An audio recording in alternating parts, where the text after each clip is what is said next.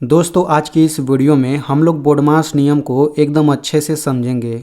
आप मैथ में कितने भी कमज़ोर क्यों ना हो, इस वीडियो को देखने के बाद आप बोडमास नियम को एकदम अच्छे से समझ जाएंगे। तो चलिए इस वीडियो को शुरू करते हैं।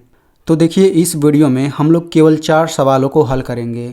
हम लोग इस पहले सवाल को हल करेंगे बोडमास नियम से, इस दूसरे सवाल को हल करेंगे और यहाँ पर देखिए ये तीसरा सवाल इसको भी हल करेंगे और ये चौथा सवाल इसको भी हल करेंगे। ठीक है, और मुझे पूरा यकीन है, मैं पूरे विश्वास के साथ कह सकता हूँ कि जो लोग इन चारों सवालों को समझ लेते हैं वो बोडमास का पूरा नियम समझ जाएंगे। ठीक है, क्योंकि मैंने ये सवाल इस तरह से बनाया ही है कि इसको सीखने के बाद आप पूरा नियम समझ जाएंगे। ठीक है, और इस वीडियो के लास्ट में मैं आपसे एक सवाल भी पूछूंगा, तो आप लोग उसको ज़रूर हल करिए। ठीक है, तो देखिए ये पहला सवाल है, तो आपको ऐसे ही दे दिया जाएगा और आपसे कहा जाएगा कि सरल कीजिए या फिर हल कीजिए। ठीक है, तो इसको कैसे हल करेंगे। अब किसी भी बच्चे से ये पूछा जाएगा तो वो कंफ्यूज हो जाएगा कि पहले भाग करें कि गुणा करें कि जोड़ करें कि घटाना करें, कन्फ्यूजन होगा। तो इसी के लिए एक नियम बनाया गया है। ठीक है, उसी को हम लोग बोलते हैं बोडमास का नियम, जो हमें बताता है कि सबसे पहले हमें भाग करना है, गुणा करना है, का को हल करना है या कोष्टक हल करना है, क्या करना है। ठीक है, तो चलिए सबसे पहले हम लोग उसको समझ जाते हैं। ठीक है, तो देखिए ये बोडमास है, तो इसमें देखिए बी का मतलब होता है ब्रैकेट और हिंदी में कोष्ठक बोलते हैं। ठीक है, तो कोष्ठक देखिए 4 प्रकार का होता है। इसको रेखा कोष्ठक कहते हैं, इसको छोटा कोष्ठक, ये मझला कोष्ठक, ये बड़ा कोष्ठक। ठीक है, और ओ का मतलब होता है ऑफ यानी का, यानी कि जब भी हम सवाल को हल करेंगे तो पहले बी को हल करेंगे, फिर ओ को हल करेंगे, फिर डी को हल करेंगे, ऐसे करके आगे बढ़ना है। तो बी यानी कि सबसे पहले हम कोष्ठक को हल कर देंगे, उसमें कहीं पर का दिखेगा तो कोष्ठक हल करने के बाद हम का को हल करेंगे। फिर अगर कहीं पे डी यानी डिवीजन यानी भाग दिख जाता है तो उसको हल करेंगे, फिर गुणा हल करेंगे, फिर जोड़ को हल करेंगे, फिर घटाना। ये क्रम रहता है। ठीक है, यानी कि ये जो बोडमास है ये क्रम है, तो हम लोग ऐसे ही हल करेंगे। अब देखिए जो लोग कोष्ठक को अच्छे से समझना चाहते हैं वो देख सकते हैं, इन कोष्ठक का अंग्रेजी में नाम भी दिया गया है। तो ये तो हो गया रूल, लेकिन जब तक हम सवाल को नहीं हल करेंगे आपको ये अच्छे से नहीं समझ आएगा। तो चलिए सबसे पहले हम लोग इस पहले वाले सवाल को हल करते हैं। ठीक है, ये पहला सवाल, तो इस सवाल को सबसे पहले हम क्या हल करें। तो देखिए ये नियम कहता है कि सबसे पहले हमको क्या हल करना है, सबसे पहले हमें कोष्ठक को हल करना है। तो इसमें देखिए कोष्ठक कहीं पे दिख नहीं रहा तो हम आगे बढ़ जाएंगे। अब हमें का को हल करना पड़ेगा, का मतलब भी गुणा ही होता है। ठीक है, तो इसमें देखिए का दिख रहा है, हाँ यहाँ पे का दिख रहा है, तो सबसे पहले का को हल करेंगे। तो देखिए यहाँ पे देखिए का के पहले 2 है और इसके बाद 3 है, तो हम इतने दूर को सबसे पहले हम लोग हल करेंगे यानी गुणा कर लेंगे। बाकी सब जैसा तैसा उतार देंगे, तो ये हो जाएगा 6 माइनस ये हो जाएगा 12, भाग है तो भाग लगाइए, 2 और 3 का गुणा करेंगे तो ये हो जाएगा 6, आगे का भी सब उतार लीजिए, तो ये हो जाएगा 4 गुणा 5 माइनस 3। अब हमने का को हल कर लिया, तो अब हम किसको हल करेंगे, भाग को हल करेंगे। तो देखिए यहाँ पे भाग है तो हम लोग इतने दूर को हल करेंगे, बाकी सब वैसा उतार देंगे, तो ये हो जाएगा 6, माइनस से माइनस लिखिए। अब देखिए 12 भागे 6 का मतलब होता है हमको 6 से 12 में भाग करना है। 12 भाग 6 का मतलब ये भी होता है 12/6, इसका मतलब ये भी होता है कि 6 से हमें 12 में भाग लगाना है। तो 6 दूनी 12 हो गया, देखिए ये कट गया, तो यही वाला 2 तो हम यहाँ पे लिखते हैं, तो भाग करने पर ये कितना आ गया 2, देखिए 6 दूनी 12, 2 आ गया। बाकी सब वैसा उतार लीजिए, प्लस ये हो जाएगा 4 गुणा 5 माइनस 3। तो हमने भाग को हल कर लिया, तो भाग के बाद क्या आता है, गुणा को हमें हल करना होता है। तो इसमें देखिए गुणा ये दिख रहा है, इसको हल कर लेंगे, बाकी सब उतार लेंगे, तो 6 माइनस 2 प्लस है, प्लस लिखिए, 4 5 20 हो गया, ये हो जाएगा माइनस 3। अब हमने गुणा को भी हल कर लिया, अब हम किसको हल करेंगे, अब हम इस जोड़ को हल करेंगे। ठीक है, तो देखिए जब भी हम लोग हल करेंगे तो हमें लास्ट में ये चीज़ मिलेगा ही मिलेगा, इसमें केवल प्लस माइनस दिख रहा है आपको, तो इसको आप अच्छे से समझिए।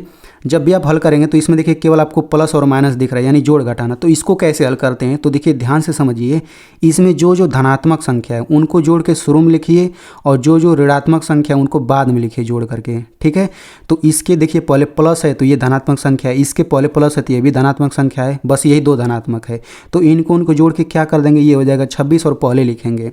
अब देखिए ये ऋणात्मक संख्या है क्योंकि इसके पहले माइनस है, तो इसको और इसको यानी ऋण वाले सभी को जोड़ के बाद में लिखिए, तो 2 3 क्या हो जाएगा 5 हो जाएगा। आपने ऋण को जोड़ा इसलिए माइनस लगा देंगे। ठीक है, अब इसमें से 26 में से 5 घटाएंगे, ये आपका आ जाएगा 21, यही आपका आंसर हो जाएगा।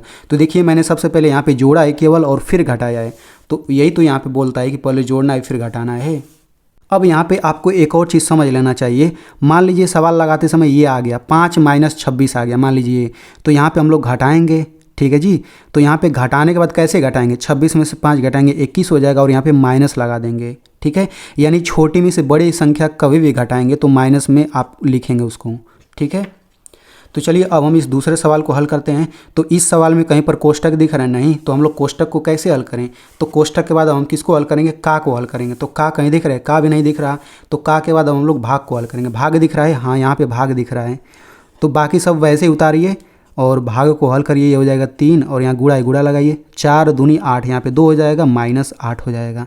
ठीक है, अब भाग करने के बाद यहाँ पे गुणा करना है हमें, तो गुणा देखिए यहाँ पे दिख रहा है, तो गुणा करेंगे तो ये हो जाएगा 12 माइनस 3 दूना 6 और -8 हो गया। अब देखिए इसमें केवल प्लस माइनस दिख रहा है, तो सबसे पहले हम लोग प्लस वाले संख्याओं को जोड़ के पहले लिख लेते हैं। तो देखिए प्लस वाला यही है, इसके पहले कुछ नहीं, तो प्लस है, बस एक ही है, तो ये जोड़ के वही आएगा। और माइनस वाला देखिए यहाँ पे है, यहाँ पे, तो इनको जोड़ के बाद में लिखना है। तो 8 6 14 हो गया, माइनस से माइनस लिखिए। यहाँ पे जब कर लेंगे तो यहाँ पे हमेशा आपको घटाना ही रहता है, तो 12 में से 14 घटाएंगे क्या आ जाएगा, -2, क्योंकि छोटे में से बड़ी संख्या घटा रहे हैं, तो यही आपका क्या हो जाएगा, आंसर हो जाएगा। आई होप आपको ये दोनों सवाल बहुत ही अच्छे से समझ आ गया होगा। अगर आपको समझ आ रहा है तो आप लोग मेरी मेहनत के लिए इस वीडियो को एक लाइक कर दीजिए।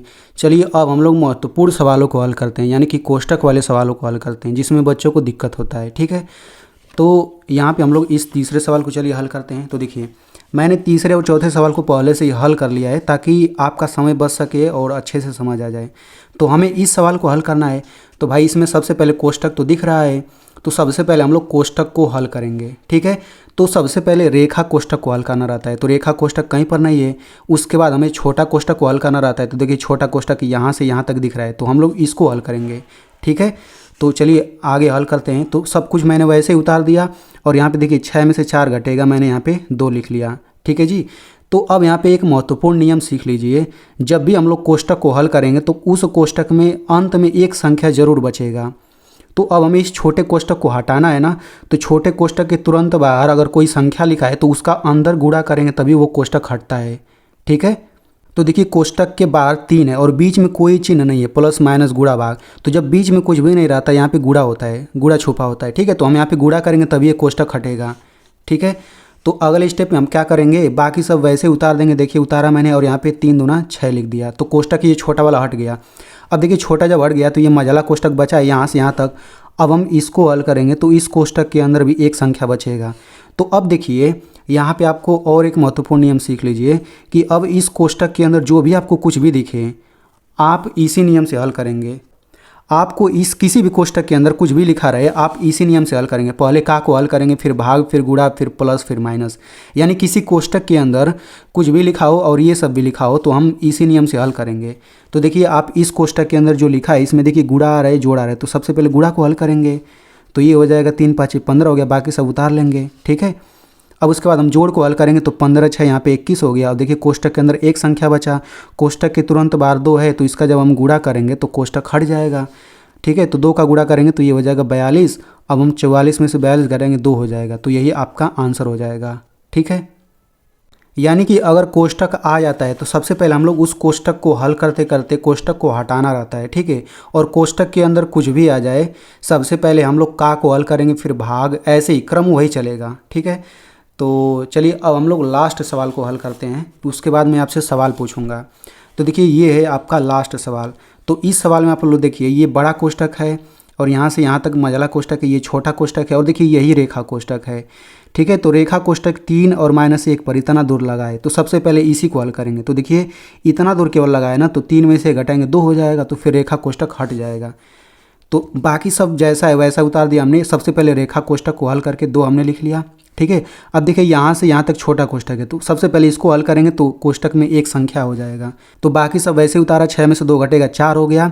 अब देखिए इस कोष्टक के बाहर प्लस है ना, तो भाई वही तो प्लस आएगा, वो कोष्टक हम लोग हटा सकते हैं। अगर यहाँ पे कोई संख्या रहता तो गुणा कर लेते हैं। चलिए अब इस तरह से इतना हो गया। अब देखिए ये यहाँ से लेकर यहाँ तक ये मझला कोष्टक है, तो इस कोष्टक के अंदर सबसे पहले का को हल करेंगे, का नहीं है तो भाग को हल करेंगे, भाग नहीं है तो गुणा को हल करेंगे, तो गुणा दिख गया, तो गुणा करेंगे 10 हो गया, बाकी सब वैसे उतार लिया हमने। ठीक है, अब हम क्या करेंगे, जोड़ को हल करेंगे, तो ये 14 हो जाएगा और इसके अंदर एक ही संख्या बचेगा केवल 14, तो कोष्टक हटा देंगे तो बाहर माइनस लग जाएगा। ठीक है, अब हम क्या करेंगे, इसको हल करेंगे तो ये हो जाएगा 2, तो एक संख्या बचेगा तो कोष्टक हटा सकते हैं।